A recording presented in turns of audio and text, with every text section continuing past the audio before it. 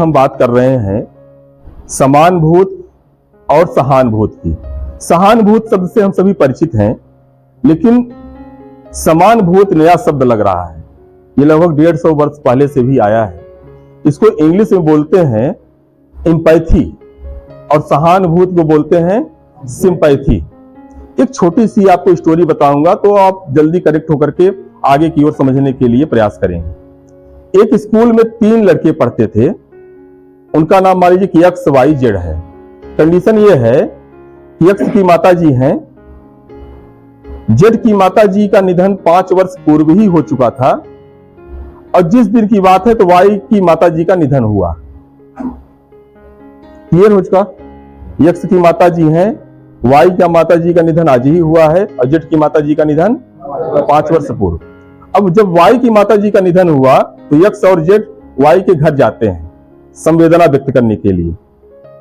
अब थोड़ा आप ये सोचिए कि जैसा एक्स बोला होगा वाई से, वैसा ही क्या जेड भी बोला होगा, अथवा जेड और एक्स का क्या एक समान अनुभूति हो सकती है?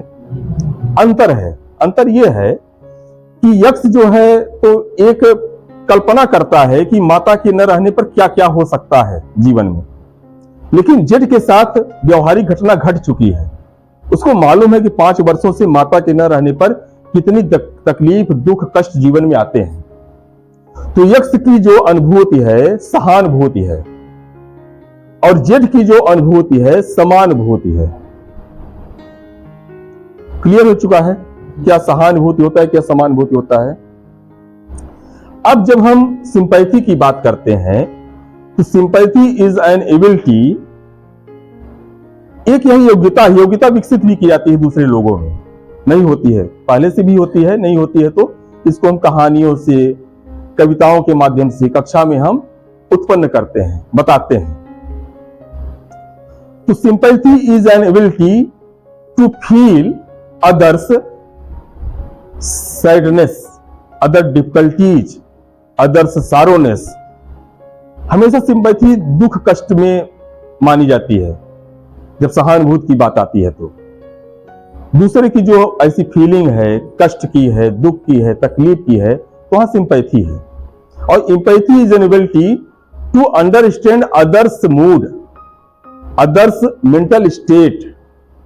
मेंटल स्टेट से तात्पर्य मनः स्थिति।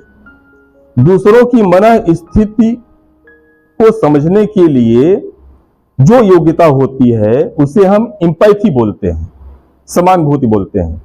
सिंपैथी कहीं यदि यहां तक है तो एम्पैथी और गहरी है।